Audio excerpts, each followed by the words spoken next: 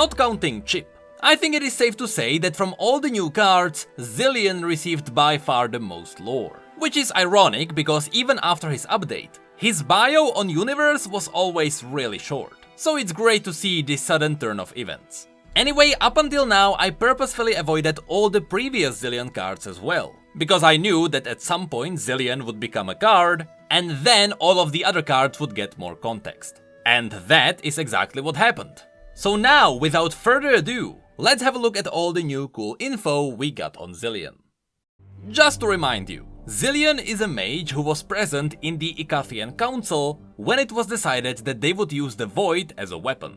Even though he was against it, the Icathians used the Void anyway, and to save as many people as he could, he made the citizens run into his tower, and using his magic he removed the entire tower from time.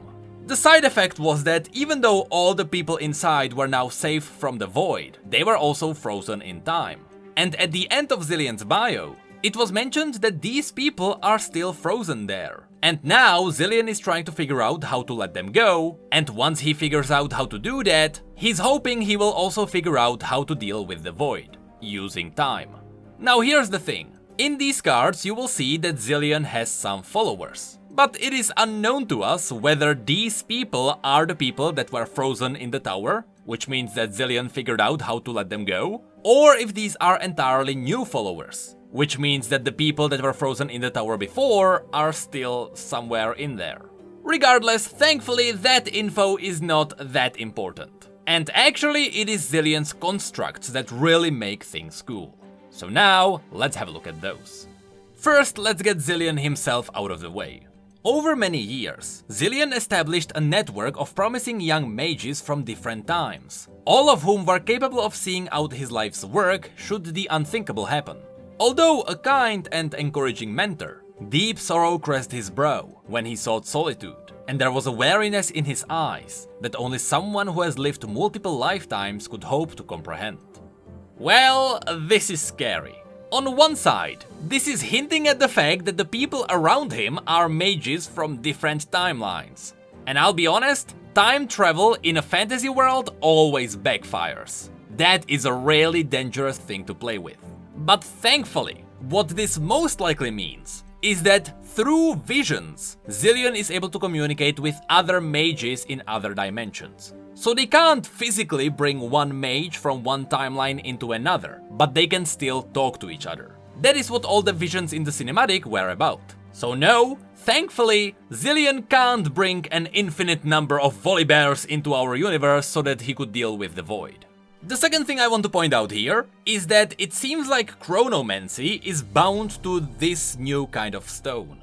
I strongly doubt this is anyway related to Hextech. This is most likely a brand new mineral. But it is this jade stone that allows them to manipulate time. Curiously enough, this jade stone is also used by the new champion. Remember that in case these two are related.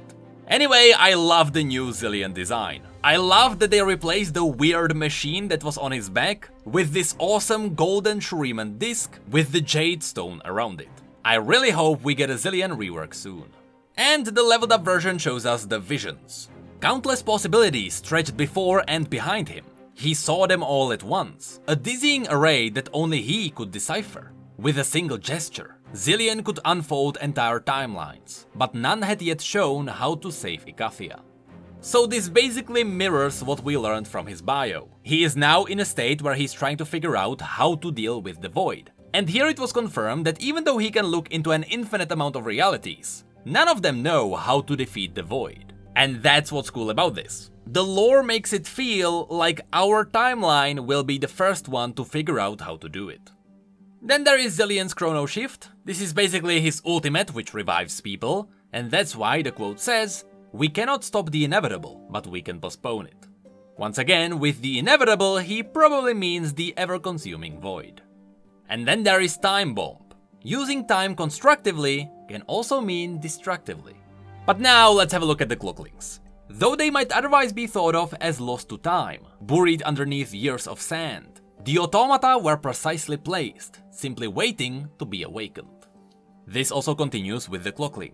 The Clocklinks were the first to wriggle free, precisely at the time Zilean had set them to wake up. they shook themselves off and went clambering over the ancient walls, seeking others of their kind. You see, this is the brilliant idea which Zilean had. Zilean knew the void would destroy Icathia, and so, in preparation, he set up his little robots, and he made it so that they would wake up after the catastrophe would go off. And that's what we can see here. The void destroyed Icathia, everything became relatively peaceful, and that's when the Clocklinks woke up and they started gathering pieces of the void so that they could bring it back to the tower, and there Zilean could figure out how the void works. That is what all the Zilean cards are about. Then there is a quick card for imagined possibilities. This one just shows us two versions of Zilean's tower. One that was absolutely destroyed by the void, and one in a reality where the void had not arrived. And then there is the Ancient Hourglass, which essentially makes Zonia's Hourglass canon, though this one is not Zonia's. And if you read the quote, you may realize that the person captured in the other card was Tai. And Tai is this student. Throughout his time as a student of Chronomancy, Tai had to reconcile his uncertainty with his determination. It was better to have hope in potential victory than to dwell on what could possibly go wrong. Here we can once again see that Chronomancy is linked to these gems, and you can see that they are simply removing the void from this timeline. Then there is another card for Clockwork Curator. The constructs that guard Zilean's tower were able to withstand the harsh desert for millennia, and not just for their clever constructions. These are basically the smallest Clocklinks that started walking around and activating all the other constructs. Then there is the Preservarium. Zilean shows those he brings to the tower what, precisely, they are looking to restore. The Preservationist is able to show them, if only a glimpse at a time.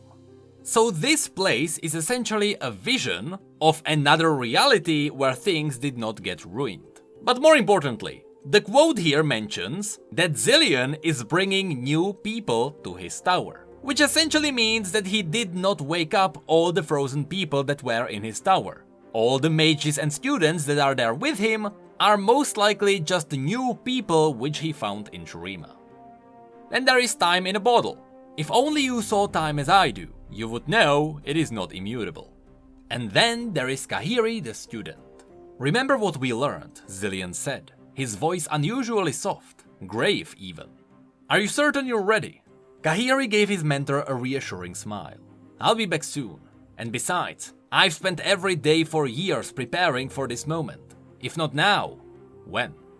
Here's another scary thing. We can see that here, Khahiri decided to step into another timeline, which means that he physically crossed the borders. So yeah, you can actually bring people in from other timelines. And I kinda hate this. I really hope there is some kind of a boundary here, like you can step into another timeline for only a certain time. Because otherwise, what's stopping Zilean from bringing in 1,000 Orns to fight the void? This has a potential for a massive plot hole. But of course, Khahiri is the one who then returns. A lot older, which means that no, there is no boundary. You can stay in the other timeline for years. Anyway, here's the description. Khahiri had only been gone for a moment when he suddenly reappeared, older by nearly a decade, and wielding a strange and deadly looking weapon. He was met with gasps of awe and concern. Of course, just like someone like Kaisa, this means that Khahiri fought the void, he was partially tamed by it, but because he has his own consciousness, he is able to wield the void as a weapon. Now, because Khahiri was sent out to most likely find a timeline where people figure out how to fight the void, I think that he's trying to say that the only way to defeat the void would be to use the void against itself. And I'm not sure Zilean would like to go with that. Once again, this all smells very plot-holy. But then there are the researchers, who are actually twins, Zetsa and Zinsa. They are the ones who look into all the specimens brought in by the Clocklinks. And once again, even in these little stasis machines, you can see that it is all powered with the same gems. The void is full of surprises, growing every day and finding new ways to infiltrate the tower. As intrusive as a thorned blind bush, but infinitely more deadly. Inasmuch, the study of it proves difficult, as it requires similarly clever and resourceful researchers to anticipate and understand the threat. Then there are cards for Promising Future, which doesn't reveal much. It just shows us what the new time bombs could look like once Zilean gets a VGU. And then there is Rite of Negation. which also just shows us how these gems are used. They remove things from timelines. And then there is the last card, the Preservationist. Whenever he seeks a moment's peace, Zilean returns to Icathia's last garden, just as he remembers it. Once again, what we can see here is not a place that would be locked in time. All of this is just a vision of another reality where things stayed as they are. That's why you can see part of this place being torn by magic. Those are the parts that are being filled by the vision. And I assume the Preservationist is the Clocklink giraffe. And finally, for the last card, we have the Clock Hand. The constant rubble in the lower levels of the tower are due to the Clock Hand, the tower guardian that steadily winds the gears below. Its connected card is a quote from Zilean. There is little distinction between what has been and what will be. The point of this card is to show us that the entire magic of this place is being powered by a single machine at the bottom that's being winded up by this construct. This is clever, because in the bio, it was mentioned that after Zilean removed the entire tower from time, all his magic was spent, and he was in a weakened state. So it would make sense for all that magic to stay powered by some kind of a construct, because that means that Zilean doesn't have to constantly channel his magic to keep this place safe. Now he can use other things to make it safe instead of him.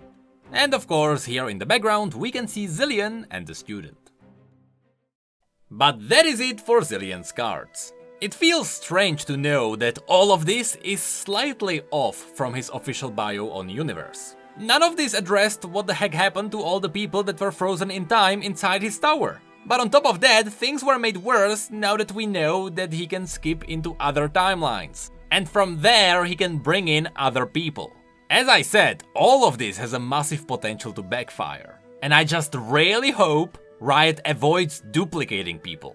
I hope there is some kind of an artificial rule that makes it so that one being can't be in the same reality twice. You know, like you can't bring a soul over, because the universe is full of souls and there is just no more room for another one. I don't know, something like that. I just know that there are many fantasy worlds which are ruined by time magic. I've seen it firsthand, so I just really hope League doesn't fall into the same trap.